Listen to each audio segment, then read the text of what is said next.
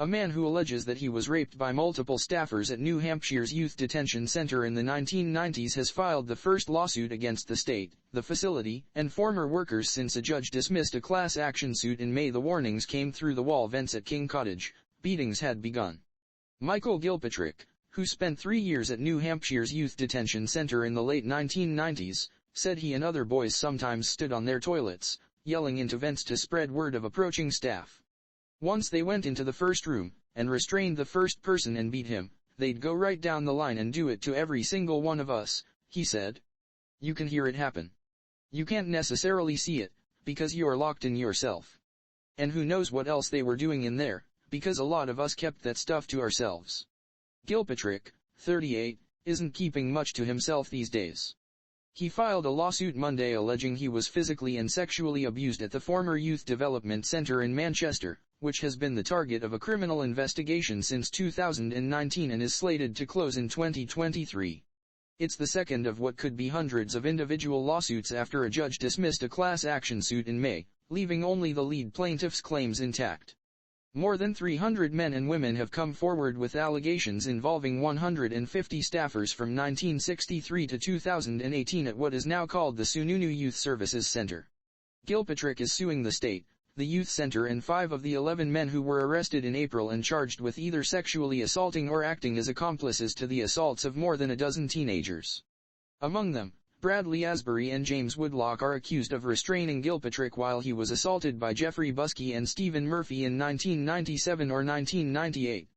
A state trooper testifying at Asbury's probable cause hearing said colleagues described the 4 as a clique or the muscle of the cottage, and said they often used physical force to de-escalate conflict.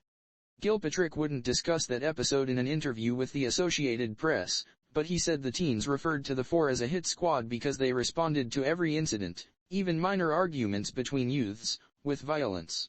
I've seen them personally respond to hundreds of incidents, where they could have defused the situation in a lot better way, than bringing the kid down to the ground with a knee on the back of the neck, dropping elbows and kicking them, and dragging them back to the cottage, he said. The lawsuit also names the State Health and Human Services Commissioner and several former staffers, including one who has died. Woodlock's attorney declined to comment Monday because he had not yet received the lawsuit. Attorneys for the other defendants did not immediately respond to calls and emails Monday, nor did a spokesperson for the Department of Health and Human Services. In addition to physical and sexual abuse, Gilpatrick alleges, he was held in solitary confinement for as long as 3 months at a time.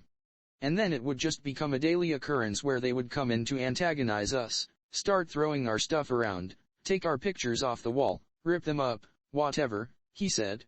Just a way to get under our skin so we could get at them. And it just gives them another reason to keep us in our room even longer.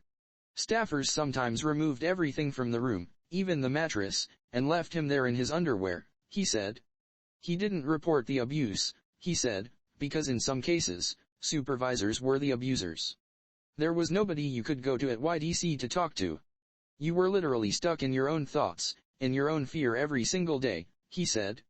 That place turned us into what we were. I can't say what I am now because I'm a better person now. But coming out of that place, I was a monster. The lawsuit also alleges that abuse was pervasive and widely known by supervisors, and that abusers threatened physical retaliation if victims reported them. Gilpatrick's attorney, Russ Riley, said Monday he represents 375 clients with similar claims. Today is only the beginning of hundreds of lawsuits that will be filed over the coming weeks against the state on behalf of the brave survivors of decades of systemic governmental child abuse, he said. Gilpatrick left the youth center just before he turned 17 and was in prison within 2 years. He spent more than a dozen years behind bars and frequently used drugs, but now says he hasn't used for 4 years and co-owns a waterproofing business. He has 2 children and praises his wife of 6 years for standing by him. One of the many tattoos covering his arms, legs and torso features angels battling demons. That's the biggest thing I struggle with, he said. Trying to keep myself good, but fighting with everything that I've dealt with that brought me down all these years.